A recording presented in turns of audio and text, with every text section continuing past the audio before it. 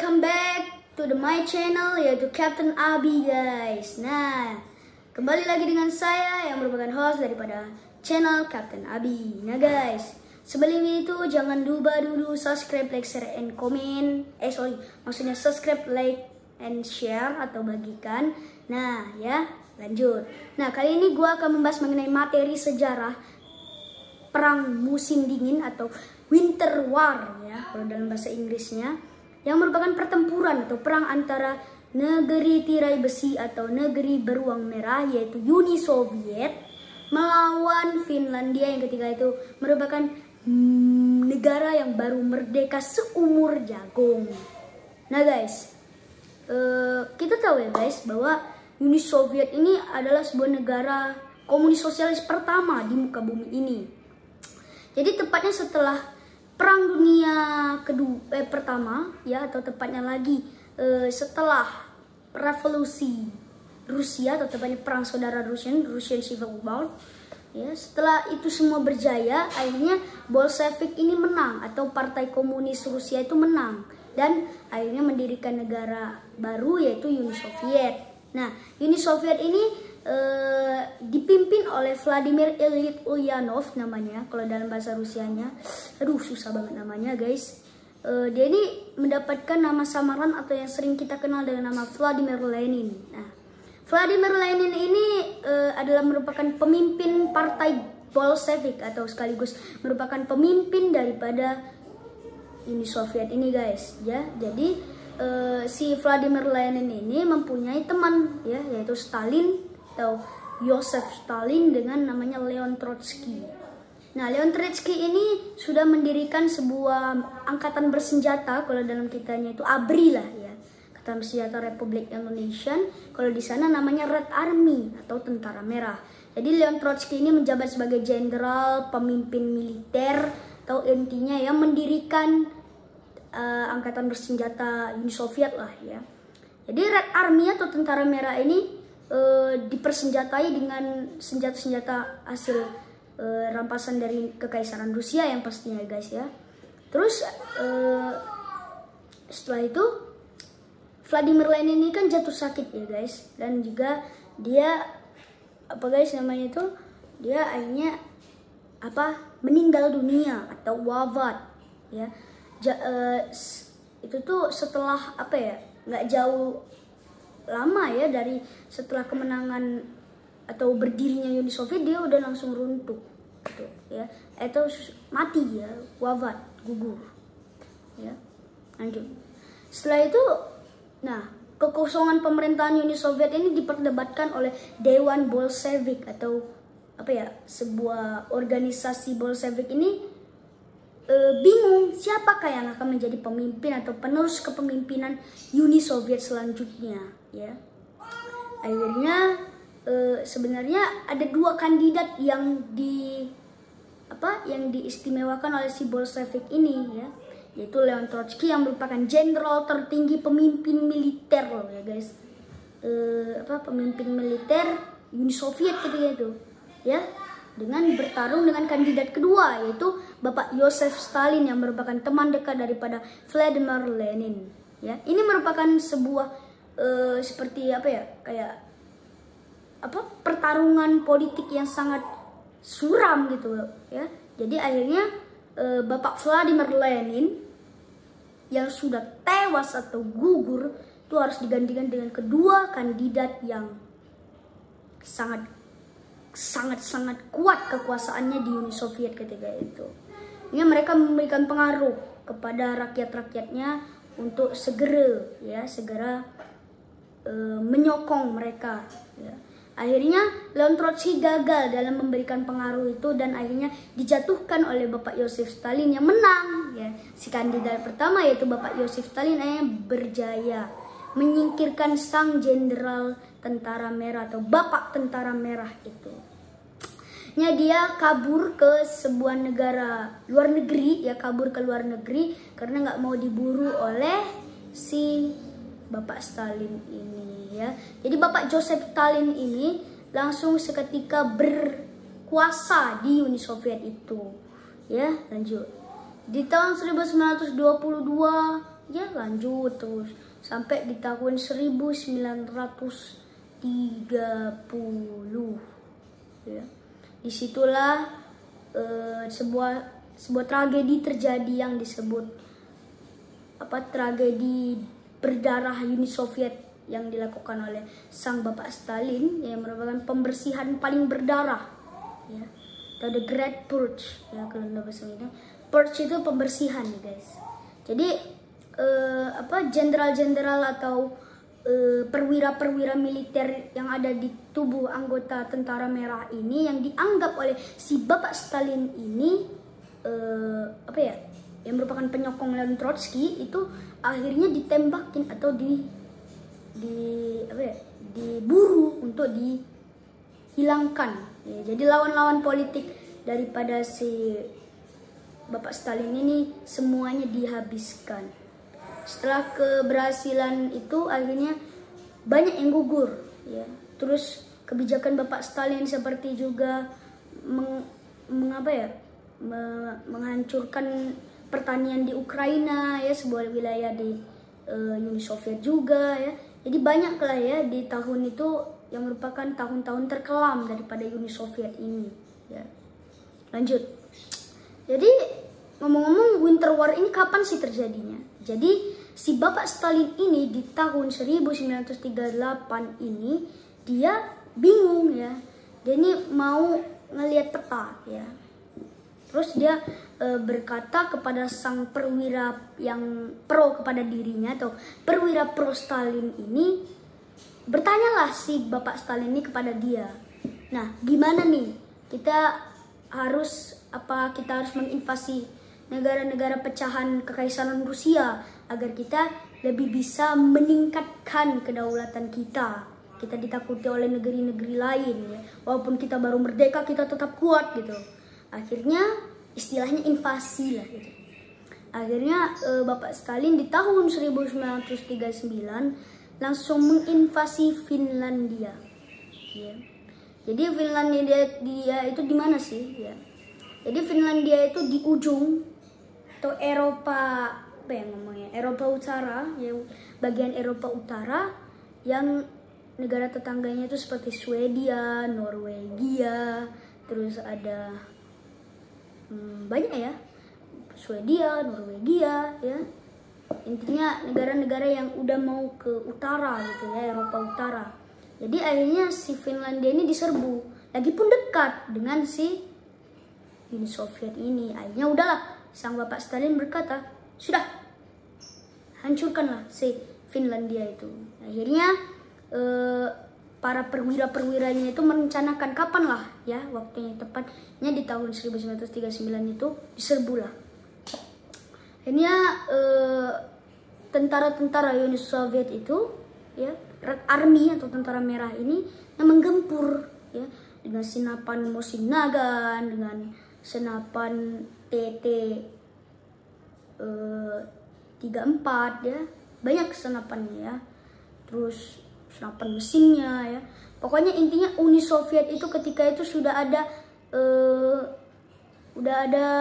tanknya guys, yaitu T-34. Udah ada tank guys, ngeri ya. Udah ada tank, udah ada pesawat tempur yang peninggalan dari kekaisaran Rusia, banyak ya. Jadi wah, Uni Soviet itu dibanding Finlandia itu bagai gajah. Si Uni Sovietnya ini gajah dan si Finlandianya semut ya. Kayak cerita kisah gajah dan semut lah istilahnya ya. Akhirnya pertempuran terjadi ya. Dimulai dengan serangan invasi. Akhirnya Finlandia terdesak karena itu kayak serbuan mendadak tiba-tiba kok diserang gua nggak ada salah ya, kata si pemimpin Finlandia ini. Akhirnya semuanya masuk lah, semua warga sipil maupun tidak warga sipil hanya berjuang ya. Warga sipil akhirnya langsung wajib militer ya. Semuanya ikut bertempur untuk membela sang negeri. Sama lah kayak perjuangan revolusi Indonesia dulu ya. Para pejuang-pejuang Finlandia itu bertempur melawan Uni Soviet ya. Mereka bertempur sampai titik darah penghabisan. Ada sebuah senapan mesin ya, atau senapan mesin ringan submachine gun SMG singkatannya, yang terkenal dari Finlandia itu adalah Suomi KPH-31 namanya, yang kelak akan menjadi sebuah inspirasi Uni Soviet untuk menandinginya, dan lahirlah PPSH-41. Tapi itu nanti ya, karena di tahun 1941 lahirnya. Oke, lanjut. Jadi pertempuran masih tetap terjadi. Kala itu tentara pasukan amunisi Finlandia di bawah Uni Soviet ya. Jadi tentara-tentara Finlandia itu sudah bagaikan apa ya? Bagaikan semut yang diinjak gajah ya. Jadi tank T-34 berlawanan dengan kuda guys ya. Kuda itu jadi apa ya, kayak pasukan artilerinya ya, pasukan kavalerinya itu adalah si ini tadi. Terus artilerinya itu, kalau Uni Soviet punya artileri, sedangkan kalau si Finlandia ini malah punya bazooka, meriam. Mana menang lah ya. Jadi walaupun menurut kalkulasi atau perhitungan Finlandia ini tetap kalah apapun itu ya. Jadi menurut kalkulasi Finlandia itu tetap kalah, tapi tidak ya. Tidak ya. Not impossible. Tidak akan mustahil kalau dilakukan dengan titik darah perjuangan, dengan keikhlasan, keridoan dalam hati kita sendiri, itu tidak akan berhenti. Jadi Uni Soviet itu langsung dipukul. Mau masuk ibu kotanya, padahal itu udah terkepung loh dari berbagai arah. Tiba-tiba Finlandia ini dengan segenap kekuasaan, dengan segenap kekuatan yang ada, akhirnya mereka bertempur sampai titik darah penghabisan. Gugurlah semuanya ya. Gugurlah tentara merah. Akhirnya sang jenderal tentara merah perwiranya ketika itu dimarahi oleh Bapak Stalin. Kenapa bisa kalah sebentar lagi padahal udah menang ya. Jadi akhirnya kita akan langsung ini ada seorang, kita akan pindah cerita dengan seorang sniper, penembak jitu ya. Dia ini adalah dulunya adalah seorang pemburu atau apa ya namanya, pemburu hewan ya, the animals hunter ya. Mereka ini memburu para hewan-hewan ya. Dia sama bapak dia ya, ayah sama dia itu bukan bertempur ya, memburu untuk ada yang untuk dijual untuk kehidupan dia sehari-hari. Jadi istilahnya dia itu adalah seorang pemburu ya. Nah, dia itu berburu dengan bapaknya ya. Saat pertempuran atau saat Uni Soviet menginvasi Finlandia, akhirnya invasi dia serbu katanya. Akhirnya dia langsung diwajib militerkan, ikutlah wajib militer. Setelah ikut dalam wajib militer, dia akhirnya bergabung dan juga menjadi kesatuan penembak jitu atau sniper ya. Dalam bahasa gaul itu sniper gitu. Nah, jadi dia memakai senapan seadanya ya. Dia menembak. Dia berjaya menembak ya. Jadi senjata primernya adalah Mosin-Nagant itulah ya. Sedangkan senapan sekundernya adalah apa itu? Suomi KPH-31 itu. Mereka akhirnya bertempur sampai titik darah penghabisan, dan akhirnya ya betul sekali everybody, yang menang adalah tentu saja si Mohiha. Ya maksudnya si Mohiha. Jadi si dia tuh tadi akhirnya adalah namanya si Mohiha. Nah, si Mohiha ini bertempurlah sampai titik darah penghabisan untuk berjuang demi negerinya ya, Finlandia itu. Si Mohiha gitu ya. Si Mohiha ini akhirnya berjuang, dan menurut menurut buku rekor penembak jitu, dia adalah seorang penembak jitu paling hebat dengan kill sebanyak 300 lebih lah ya gitu, kalau nggak salah. Jadi itu cukup rekor yang membagongkan, rekor yang terlalu banyak ya untuk seorang penembak jitu. Normal itu bukan lagi normal itu. itu terlalu gimana ya, terlalu hebat gitu, udah bisa dibilang senior ya. Akhirnya si Mohaha ini bertempur ya. Dan dia ditakuti oleh sniper lain tentara merah ya. Semua sniper tentara merah semua ketakutan atau ciut melihat kehebatan dari si bapak Mohaha ini.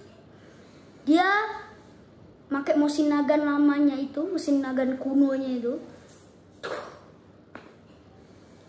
Dia berjaya membunuh berbagai, bahkan perwira pernah juga ia bunuh.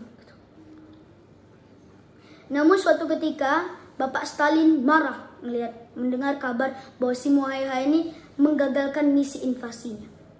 Akhirnya dia mengirimkan tim unit elit, dia pasukan elit penembak jitu untuk membunuhnya atau memburunya. Ya. Akhirnya posisi dia ketahuan oleh seorang sniper. Tapi unit-unit lainnya gimana? Atau anggota atau teman-teman si sniper tadi gimana? Ya. Dia semua udah mati di tangan si Mohaha. Jadi si leadernya ini berhasil menemukan posisi daripada si Mohaha yang ketika itu dikamuflasekan dengan salju, karena ketika itu sudah musim dingin ya, masuk musim dingin. Akhirnya dengan sinapang Sniper Red Army ini kurang beruntung atau kurang apa ya ngomongnya ya, kurang kalkulasian atau kurang entahlah, saya juga nggak tahu, dia kayak kurang apa ya, kurang kalkulasi atau kurang hebat dalam menembak kali ya. Dia memang berjaya mengenai si Mohaha, tapi nggak kepalanya tuh, nggak hindshot, dia nggak. Dia hanya mengenai pipinya, shot, ya, nggak fatal itu. Ya. Dia akhirnya berjaya, walaupun itu langsung seketika kena ini, langsung si Mohaha langsung juar.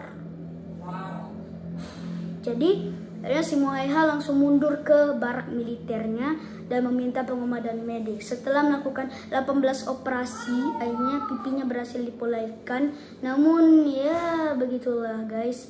Kalau udah tahu ya, kalau operasi dulu tuh gimana gitu kan. Operasi dulu nggak sehebat operasi kita sekarang. Sekarang operasi kita bisa diganti dengan pipi cyborg kali ya, pipi robot kali, entahlah.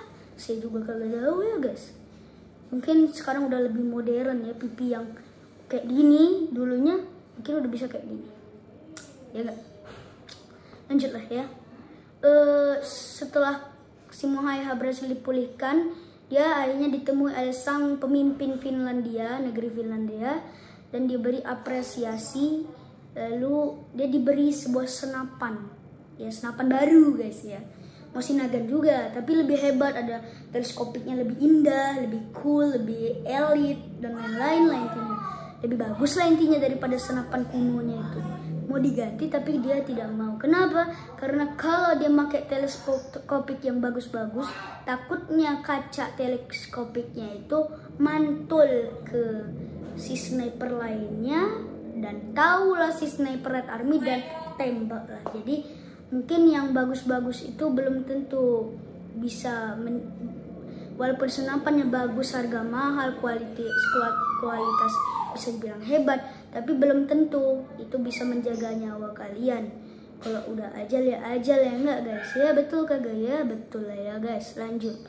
Jadi setelah itu Bapak Stalin merasa bahwa kok Finlandia yang merupakan sebuah negeri sekecil semut itu bisa hebat segituan gitu.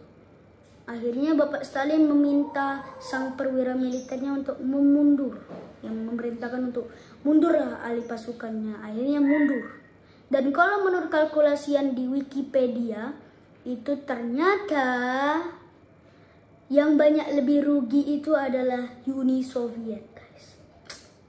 Negeri sebesar itu kalah dengan negeri Finlandia, dan itulah merupakan pertama kalinya Uni Soviet kalah telak dalam perang ya, sungguh ya. Jadi itu saja sih ya kalau mengenai perang musim dingin ini ya. ceritanya mungkin singkat karena menurut perkalkulasian itu dari tahun 1939 hingga 1940-an lah ya awalnya. Ya. Jadi bisa dibilang itu sangat singkat pertempurannya atau perangnya itu sangat singkat ya. Jadi itu saja sih informasi yang bisa saya atau yang bisa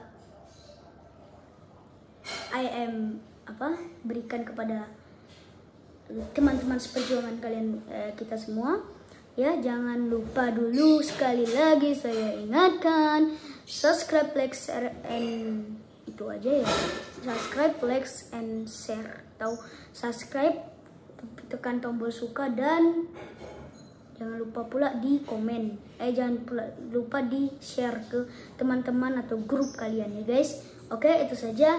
Kalau ada salah-salah ya tolong tolong dimaafkan lah ya. Kalau ada salah kata ya saya minta maaf. Semoga informasi ini bermanfaat. Assalamualaikum warahmatullahi wabarakatuh. Dan jangan lupa sekali lagi, salam Kapten.